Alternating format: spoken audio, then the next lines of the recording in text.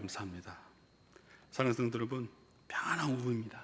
점심 식사 맛있게 하시고 하루의 피로가 몰려올 수 있는 이 시간, 하나님의 말씀을 사모하여 이 자리에 나오신 여러분 모두에게 하나님의 크신 은혜와 평강이 넘치나기를 주님의 이름으로 축복합니다. 그런 것 같습니다. 이게 훈련이에요. 제가 온 지 어느덧 8개월이 다 돼가는데 아멘 좀 해주소라고 했는데 1차적으로 2차적으로 제가 단에 서면 설수록 아멘 소리가 커지니 참 감사합니다. 아멘 하는 자들에게 하나님이 어떻게 하실까요? 알아서 하세요. 우리가 살아가면서 많은 소문을 듣습니다. 어느 집 음식이 맛있더라, 어느 병원 의사가 용하더라. 우리가 살아가면서 많은 소문을 듣습니다. 그래서 우리는 멀리서도 어떻게 합니까? 거기를 찾아가죠. 무엇의 힘입니까? 소문의 힘입니다. 왜 그렇습니까? 그 소문 뒤에는 실제 경험한 사람들의 증언과 열매가 있기 때문입니다. 그렇다면 그리스도인과 우리 교회에 세상에 어떤 소문이 나야겠습니까? 그 교회 성도들은 정말 진실하더라, 그 교회 가면 살아있는 하나님을 만날 수 있더라 하는 거룩한 소문이 나야 하지 않겠습니까? 오늘 본문에 등장하는 데살로니가 교회가 바로 그런 교회입니다. 오늘 본문 7절 보면 사도 바울은 데살로니가 교회에 향하여 이렇게 칭찬합니다. 그러므로 너희가 마게도냐와 아가네에 있는 모든 믿는 자의 본이 되었느니라. 여기서 본이라는 단어는 헬라어로 티포스라고 합니다. 도장을 찍을 때 생기는 자국이나 모형을 뜻합니다. 즉 데살로니가 교회 성도들의 삶은 예수 그리스도의 도장이 선명하게 찍힌 삶이었고, 주변의 모든 예수 믿는 사람이 나도 저 사람들처럼 신앙생활 해야겠다라고 바라보는 모델하우스와 같은 교회였다라는 뜻합니다. 데살로니가 교회는 대단히 오랜 역사를 가진 교회가 아니었습니다. 사도 바울이 2차 세계 선교 여행 중에 단 3주 동안 머물러 복음을 세워진 아주 어린 개척교회였습니다. 게다가 엄청난 유대인들의 핍박과 환란 속에 있었습니다. 그런데 어떻게 이 짧은 시간 안에 그 극심한 고난 속에서 마게도냐 아가, 즉 그리스 지역 아름다운 신앙의 소문이 퍼지는 본이 되는 교회가 될 수 있었습니까? 사도 바울은 그 비결을 3절에 명확하게 밝히고 있습니다. 우리 함께 3절 말씀 함께 봉독합니다. 너희의 믿음의 역사와 사랑의 수고와 우리 주 예수 그리스도에 대한 소망의 인내를 우리 하나님 아버지 앞에서 끊임없이 기억함이니. 무엇입니까?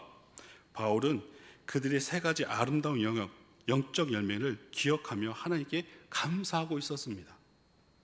그것은 바로 믿음의 역사, 사랑의 수고, 소망의 인내입니다. 이 세 가지는 오늘을 살아가는 우리 교회가, 그리고 오늘 참석하신 우리 모든 성도들의 삶 가운데 다짐하는 은혜가 있길 소망합니다. 이 세 가지 특징을 통해 우리가 어떤 능력 있는 성도의 삶을 살 수 있습니까? 먼저는 참된 성도의 삶에는 믿음의 역사가 있어야 된다라는 것입니다. 여기서 역사는 역사의 흐름을 뜻하는 이야기는 아닙니다. 한자로 일할 일, 그 다음에 일사자를 써서 일하는 것, 활동하는 것을 의미합니다.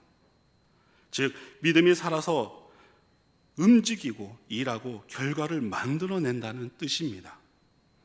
성도 여러분, 믿음의 관념이 아닙니다. 내 머릿속에 머물러 있는 지식이 아닙니다. 입술로만 믿습니다라고 고백하는 삶의 모습이 아니라는 것입니다. 믿음은 진짜 믿음이 돼야 된다라는 것이죠. 야고보서 기자는 행함이 없는 믿음은 그 자체가 죽은 것이라고 강력하게 경고했습니다. 진짜 믿음은 반드시 행동을 낳습니다. 참된 믿음은 반드시 삶의 변화라는 결과를 만들어냅니다. 이것이 바로 믿음의 역사입니다. 데살로 교회 성도들의 믿음의 역사는 구체적으로 어떻게 나타납니까? 오늘 본문 9절 하반절을 보면 이렇게 기록되어 있습니다.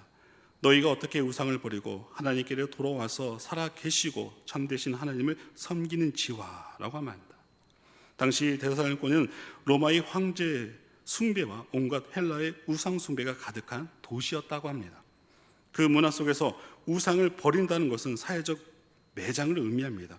경제적인 불이익을 감수해야 했고, 그리고 가족과 친구들로부터 버림받는 것을 뜻한다라고 합니다.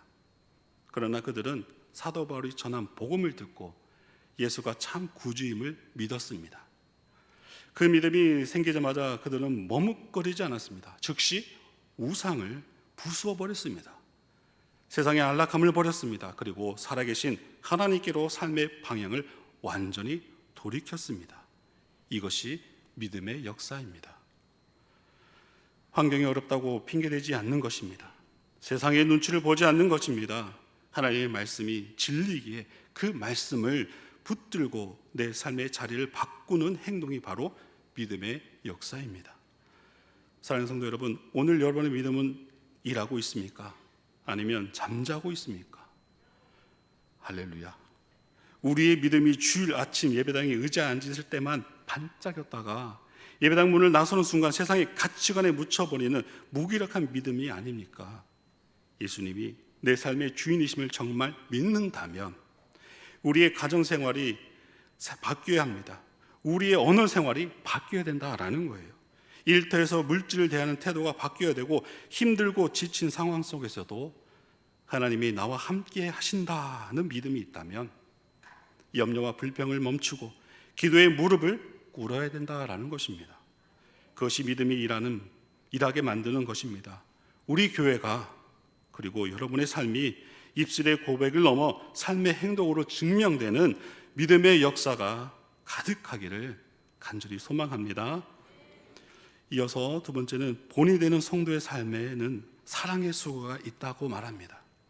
여기서 수고에 해당되는 헬라어는 코포스입니다. 단순히 조금 땀을 흘리는 정도의 노동을 말하지 않습니다. 온 힘이 다 빠져나갈 정도의 진을 빼는 수고, 살이 깎여 나가는 듯한 고통을 동반하는 노력을 의미합니다. 더 쉽게 말하면 해산의 고통과 같은 무거운 수고를 뜻한다라고 합니다. 바울이 왜 사랑 뒤에 이 단어를 붙였습니까? 진짜 사랑은 반드시 대가를 지불하는 수고를 동반하기 때문입니다. 오늘날 세상이 말하는 사랑은 매우 가볍습니다. 감정적인 만족에 머뭅니다. 기분이 좋으면 사랑하고 내 마음에 들지 않거나 손해를 보게 되면 언제든지 버리는 것이 세상의 사랑입니다.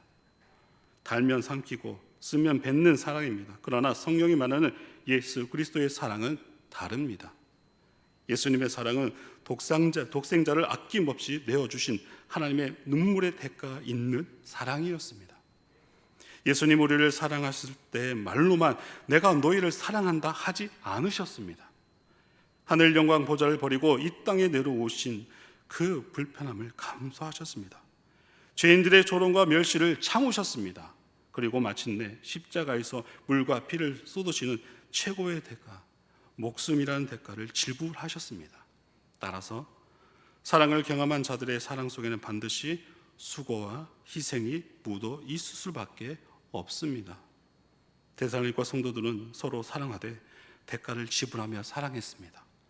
교회 안에는 가난한 자, 핍박받아 직장을 잃은 자, 고아된 자들을 위해 자신의 재물을 아낌없이 나누었습니다. 그들을 돌보기 위해 밤낮으로 수고했습니다. 우리 교회를 섬길 때도 마찬가지입니다. 주님의 몸된 교회를 세우고 성도를 섬기는 일에 반드시 진을 짜내는 수고가 필요합니다. 오후 예배까지 남아서 이름도 없이 빛도 없이 주방에서 설거지하는 손길이 있습니다. 교회의 다른 세대를 키우기 위해 토요일부터 공과를 준비하고 아이들의 이름을 부르며 눈물 기도하는 교사들의 수고가 있습니다.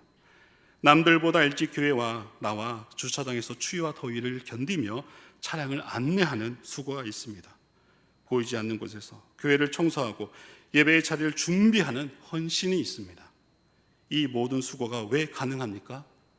알아주는 사람이 없어도, 알아주지 않아도 왜 낙심하지 않습니까? 바로 사랑하기 때문입니다. 주님을 사랑하고 주님의 피로 사신 교회를 사랑하기 때문에 그 힘든 수고를 기쁨으로 감당할 줄 믿습니다. 성도 여러분, 수고 없는 사랑은 거짓입니다. 희생이 없는 섬김은 자기 만족뿐입니다. 누군가를 용서하기 위해서는 내 자존심을 꺾는 수고가 필요합니다.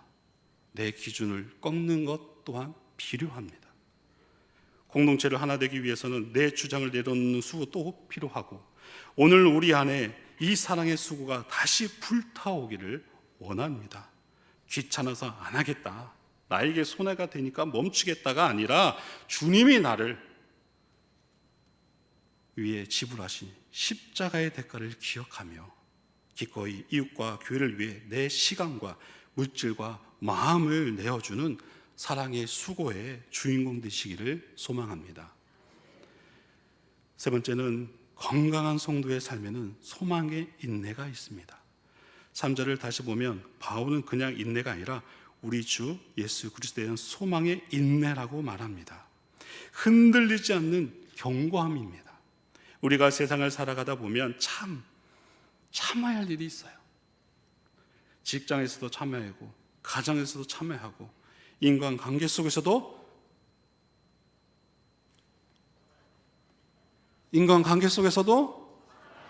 누가요? 네가요? 내가요?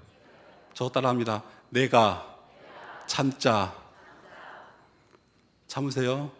제가 어떠한 잘못이 있어도 참으세요. 그러나 세상 사람들이 참는 인내는 대부분 어쩔 수 없어서 참는 인내입니다. 힘이 없으니까 참고, 당장 생계가 걸려있으니까 억지로 화로 삭히며 참습니다. 이것은 인내가 아니라 한이 되고 상처가 됩니다. 여기서 한이 나오니까 제가 또 주여, 여러분, 한이라는 건 뭘까요? 어떻게 보면 그래, 너 나한테 이랬어? 두고 봐. 이게 한이에요. 근데 우리 예수 믿는 사람들은 달라야 되죠? 어떻게 해요? 제가 설교 좀 제대로 안 했네요. 내가 참는 겁니다. 자동으로 거울 보면서 집에서 이렇게 하면서 누군가에게 힘듦이 있고 누군가에게 상처받으면 어떻게 해야 될까요? 내가 참는 겁니다. 이렇게 훈련하시다 보면 한이 아니라 사랑으로 극복할 수 있게 되어진다는 것입니다.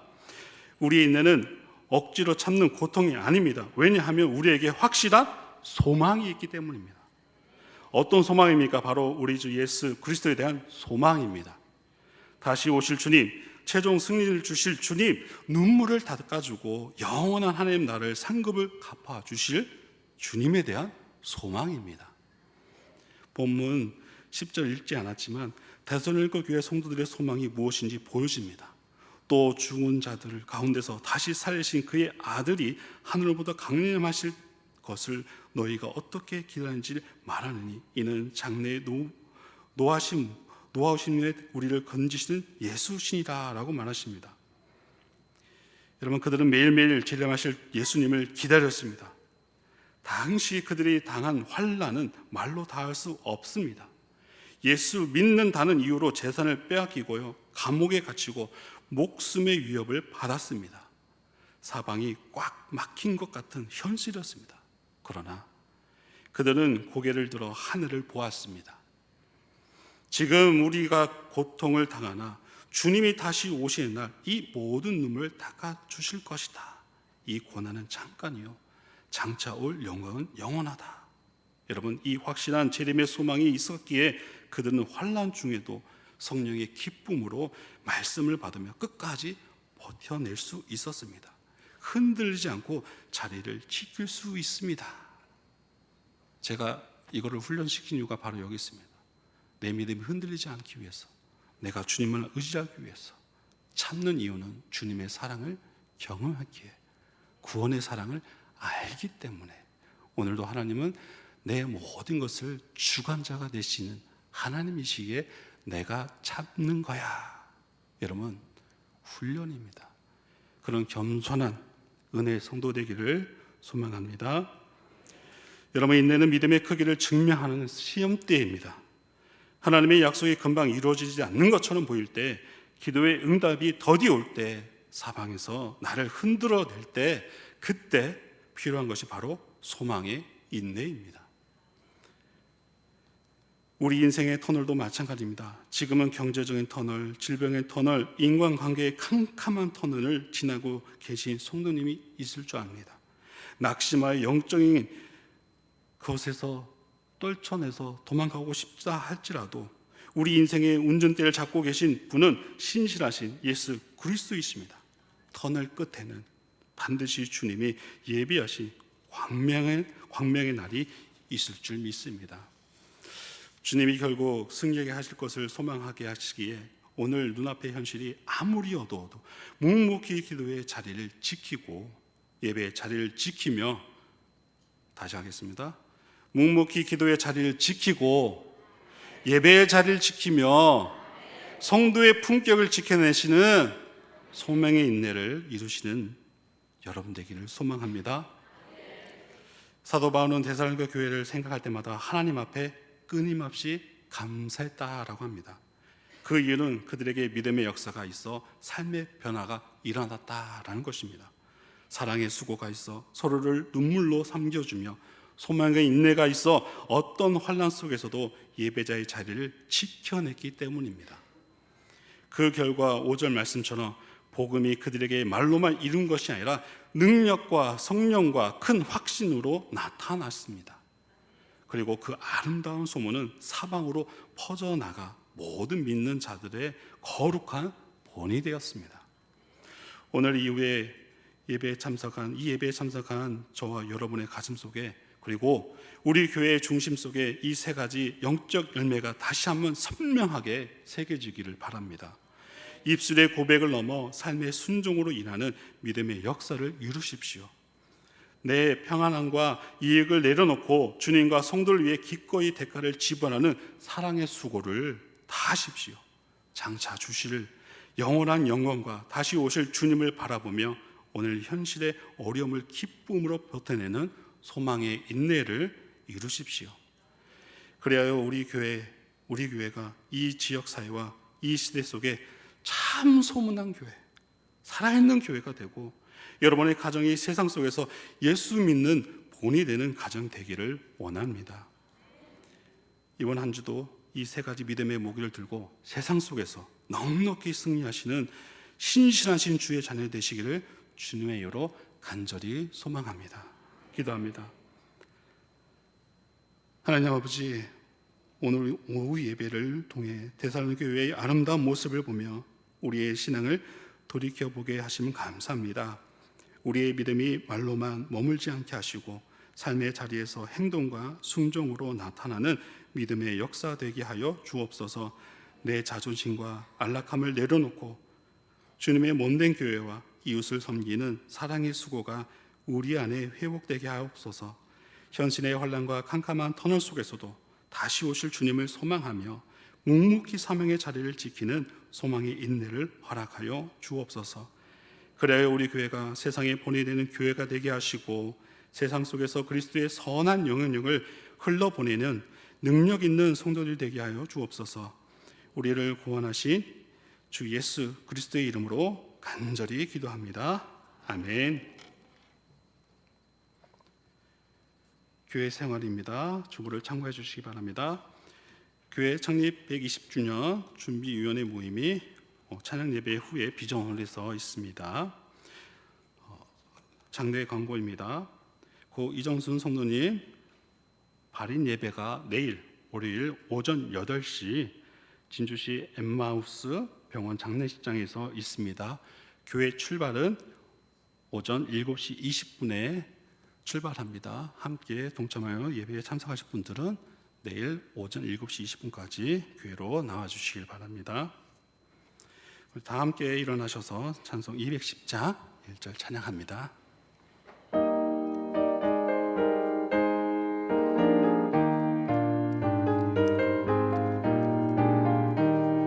시온 성과 같은 교회 그의 영광 한없다 허락하신 말씀대로 주가 친히 세웠다 반석 위에 세운 교회 근데 작아 느그리